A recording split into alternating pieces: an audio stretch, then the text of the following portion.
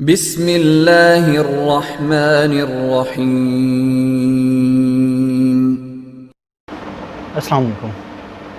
आज हम बात करेंगे इंग्लिश को कैसे याद करना है उस चीज़ के बारे में।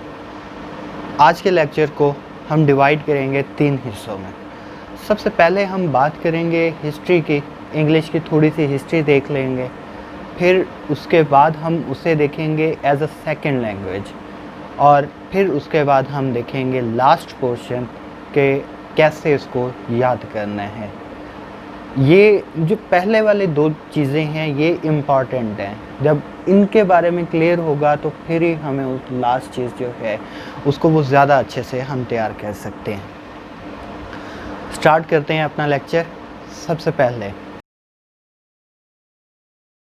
जो इंग्लिश की हिस्ट्री है वो 670 से स्टार्ट होती है, 670 से। Now we are standing at 2020, हम 2020 में अब खड़े हैं, और जो इंग्लिश की हिस्ट्री है वो 670 से स्टार्ट होती है। 670 से पहली एज है एंग्लो नॉर्मन एंग्लो सैक्सन की। और जो चीज़ समझने के लिए है वो ये है कि जो इंग्लिश है ये भी एक ज़बान है। जिस तरह हमारी उर्दू ज़बान है वैसे ही इंग्लिश भी एक ज़बान है। और जो लैंग्वेज होती है, जो ज़बान होती है, वो 2 या 2 से ज़्यादा, जब लैंग्वेजेस आपस में मिलती हैं, 2 या 2 से ज़्यादा लैंग्वेजेस यूज़ करने वाले लोग जब आपस में मिलते हैं तो एक नई लैंग्वेज मॉडर्स वजूद में आती है, एक नई लैंग्वेज बनती है। इंग्लिश भी सेम ऐसे ही है, इंग्लिश भी ऐसे ही बनी। एंग्लो नॉर्मन एक थे, कबीले का नाम था, एंग्लो सैक्सन एक कबीले का नाम था। ये दोनों जब मिले एक जगह पे इंग्लैंड पे आके, जब उन्होंने रिहाइश पजीर हुए, तो उन लोगों के जो थॉट्स थी, जो वे ऑफ टॉकिंग था, जो बात करने का स्टाइल था, वो मिक्सअप होना स्टार्ट हुआ। वहाँ से इंग्लिश का बनना स्टार्ट हुआ। इंग्लिश वहाँ से मॉडर्स वजूद में आती है। अब वहाँ के लोग तो आपस में बैठ गए, लेकिन वो लैंग्वेज भी बन गई। जो चीज़ इम्पॉर्टेंट है वो ये है कि हम अगर देखें ना, इंग्लिश के कोई भी वर्ड हम उठा के देख लेते हैं तो उसमें जो ग्रीक मिथ्स हैं वो ज़्यादा हैं। ग्रीक है, रोमन है, और दूसरी तीसरी चीज़ें, दूसरी लैंग्वेजेस का भी असर इसमें नज़र आता है। कोई पुराना वर्ड है जब हम उठा के देखते हैं, जो मोस्ट डिफ़िकल्ट वर्ड हो, जब हम उसकी हिस्ट्री देखते हैं तो हमें पता चलता है कि ये ग्रीक लैंग्वेज से लिया गया है, ये ग्रीक मैथोलॉजी से इसको यूज़ किया गया है, ये वर्ड वहाँ से आया, उसको यहाँ से लेके आए। ये चीज़ है जो इंग्लिश का मॉडर्स वजूद में आना, लैंग्वेज एक कैसे बनती है। अब नेक्स्ट पोर्शन है हमारा second language, English as a second language. English हमारी अपनी मादरी ज़ुबान नहीं है, इंग्लिश हमारी सेकेंड लैंग्वेज है। सेकेंड लैंग्वेज क्या होती है और फर्स्ट लैंग्वेज क्या होती है, इन दोनों के दरमियान फ़र्क है। पहली बात करते हैं English as a first language. Language जो हमारी फ़र्स्ट लैंग्वेज होती है उसके बारे में बात कर लेते हैं। हमारी वो लैंग्वेज जो हम घर में बोलते हैं वो हमारी है फर्स्ट लैंग्वेज, जिसको हम मदर टंग भी कहते हैं, मदर टंग भी जिसको कहा जाता है।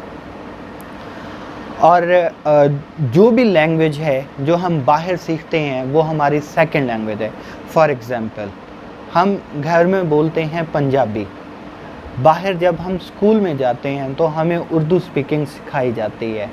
और घर के हिसाब से अगर हम देखें तो पंजाबी हमारी फर्स्ट लैंग्वेज है और उर्दू हमारी सेकंड लैंग्वेज हो गई।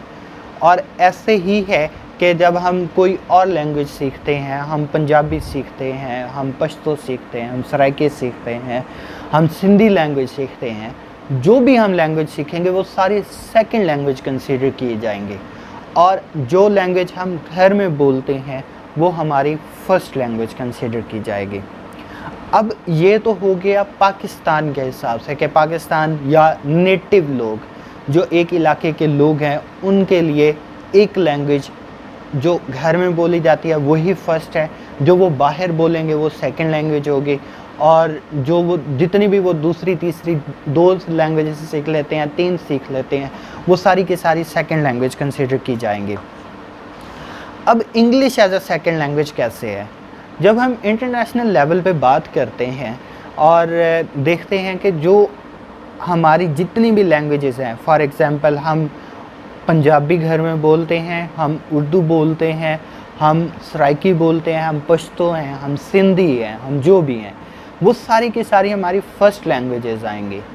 और इंग्लिश हम सब के लिए इंटरनेशनल लेवल पे वो सेकंड लैंग्वेज बन जाती है। फ़र्स्ट लैंग्वेज हमारी वो लैंग्वेजेस जो हम पाकिस्तान में बोल रहे हैं, वो सारी की सारी फ़र्स्ट लैंग्वेजेस हैं, और जो भी लैंग्वेज हम बाहर बोलेंगे जो हमारी वो होगी वो सेकंड होगी। लेकिन इंटरनेशनल लेवल पे जब हम बैनुल-अक़वामी मेयार तक पहुंचते हैं, तो फिर हम ये देखते हैं कि जो हमारी नेटिव लैंग्वेजेस हैं, जितनी भी हम लैंग्वेजेस पाकिस्तान में बोलते हैं, वो सारी की सारी फ़र्स्ट लैंग्वेज हैं। और जो इंग्लिश है, जो बाहर के लोग बोलते हैं, उनसे कम्युनिकेट करने के लिए जो हमें लैंग्वेज इस्तेमाल करनी पड़ती है, वो सेकंड लैंग्वेज हो जाती है। इंग्लिश अब हमारी सेकंड लैंग्वेज है। अब यहाँ पे याद रखने की चीज़ ये है कि जो चीज़ें हम याद करते हैं कुछ चीज़ों के बारे में, जैसे मैं कहता हूँ टेबल, मैं टेबल की बात करता हूँ, आपके माइंड में इमेज बनता है टेबल का इमेज कैसे है? 4 टांगे हैं, एक स्ट्रेट सा लकड़ी का तख्ता होगा और उसके 4 टांगे होंगे, और खूबसूरत सा डिज़ाइन जो आपने कहीं पे भी अच्छा सा देखा होगा, वो आपके माइंड में आएगा। चेयर की बात करेंगे तो चेयर की इमेज आएगी आपके माइंड में। पेन की बात करता हूँ तो पेन की इमेज आती है।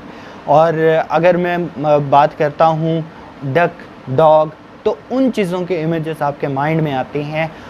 हम लोग जो याद करते हैं चीज़ें, सेकंड लैंग्वेज को जो हम याद करते हैं, वो हम करते हैं पिक्चर्स की शेप में, पिक्चर्स की सूरत में हम उसको याद करते हैं। जो हमारे छोटे लेवल की क्लासेस होती हैं, प्रेप की क्लास है या 1-2 तक, जब हम इंग्लिश का कोई वर्ड बच्चे को सिखाना हो तो उसके साथ ना उस चीज़ की पिक्चर बना दी जाती है। ए फॉर एप्पल, एप्पल साथ बना हुआ होता है, सो डैट कि बच्चे को याद करना आसान हो, उसको याद आए, उसको पिक्चर्स याद रह जाएं कि मैं इस चीज़ के बारे में पढ़ा था और ये चीज़ है, ये एप्पल है। सेब को हम एप्पल कहते हैं। वो जब भी जहाँ भी कहीं पर भी देखेगा तो उसको ये याद आ जाएगा कि एप्पल जो है उसको सेब कहा जाता है। सेम ऐसे ही है कि हम इंग्लिश को भी ऐसे ही याद करते हैं। अब हमारा लास्ट पोर्शन है वीडियो का, उसकी तरफ मूव करते हैं। सवाल ये है कि इंग्लिश को हम कैसे याद करेंगे। पहली बात तो ये है कि इंग्लिश हमारी अपनी नेटिव लैंग्वेज है ही नहीं, सेकंड लैंग्वेज है हमारी, और इसको पिक्चर्स की शेप में भी याद करना है तो कैसे करेंगे? पिक्चर्स की शेप में हम सारा कुछ पिक्चर्स की शेप में नहीं याद कर सकते। इसको याद करने का तरीका ये है कि हम एक पैराग्राफ उठाते हैं, एक पैराग्राफ उठा के पहले उसकी स्टडी करेंगे, उसको पढ़ेंगे कि उसके वर्ड्स को किस तरह से प्रोनाउंस किया जाता है, वो देखेंगे। उसके बाद जो हम देखेंगे वो ये है कि जो मीनिंग्स हैं एक पैराग्राफ में, एक लाइन में कितने मीनिंग्स हैं जो मुझे नहीं आते, वो मीनिंग्स, वो वर्ड्स जो मैं पहली मर्तबा पढ़ रहा हूँ, वो मैं उसके मीनिंग्स राइट करूँगा। जब मैं मीनिंग्स राइट करूँगा तो मुझे कुछ कुछ समझ आना स्टार्ट होगी। जब मुझे कुछ कुछ समझ आना स्टार्ट होगी, फिर मैं उसको दोबारा से करूँगा उसके ट्रांसलेशन के साथ, 1 मरतबा, 2 मरतबा, 3 मरतबा। और अगर आपको बहुत अच्छे तरीके से तैयार करना है कि आपको सारी ज़िंदगी याद रहे और वो कभी ना भूलें, तो आप जो कुछ पढ़ रहे हैं उसको अपने वर्डिंग में लिखना स्टार्ट कर दें। आप अपनी मदर लैंग्वेज में कर सकते हैं, वेल एंड गुड। अगर आप इंग्लिश में कर दें, फॉर एग्ज़ाम्पल हम एक इंग्लिश का ही पैराग्राफ पढ़ते हैं और इंग्लिश में ही आप उसको अपने अल्फाज में लिख दें कि राइटर ने इस पैराग्राफ में क्या बात की है। जब आप ये करना स्टार्ट करेंगे तो आपको बहुत बहुत फ़ायदा होगा। मेहनत थोड़ी ज़्यादा करनी पड़ेगी लेकिन फ़ायदा बहुत ज़्यादा है इस चीज़ का। सबसे पहले पैराग्राफ को रीड करें, पैराग्राफ को रीड करके उसमें जो डिफ़िकल्ट वर्ड्स आ रहे हैं उसके डिक्शनरी से सर्च करें कि इसके वर्ड को प्रोनाउंस कैसे करना है, इसका फ़ोनेटिक्स क्या है, इसका साउंड कैसे है। बनेगा, इसको कैसे हम पढ़ेंगे। जब ये हो जाएगा आपको वो फ्लो बन जाएगा। जब फ्लो बन जाएगा फिर आप सेकंड नंबर पे उसके लिखेंगे मीनिंग्स। एक लाइन पे 2 मीनिंग्स लिख लेते हैं, 3 मीनिंग्स लिख लेते हैं, 4 मीनिंग्स लिख लेते हैं। उसके बाद उसकी ट्रांसलेशन करना स्टार्ट करेंगे। जब आप ट्रांसलेशन स्टार्ट करेंगे तो फिर आपको समझ आना स्टार्ट होगा। मीनिंग्स के साथ करेंगे और ज़्यादा फाका होगा। फिर लास्ट स्टेज इसका ये है, इंग्लिश आपको कभी नहीं भूलेगी। आप इसको लिखना स्टार्ट कर दें अपनी वर्डिंग में। रफ़ पेज ले लें, रफ़ पेज पे लिखते जाएं और ये चीज़ बड़ी फ़ायदेमंद होगी। जज़ाकल्लाह खैर। अल्लाह हाफ़िज़।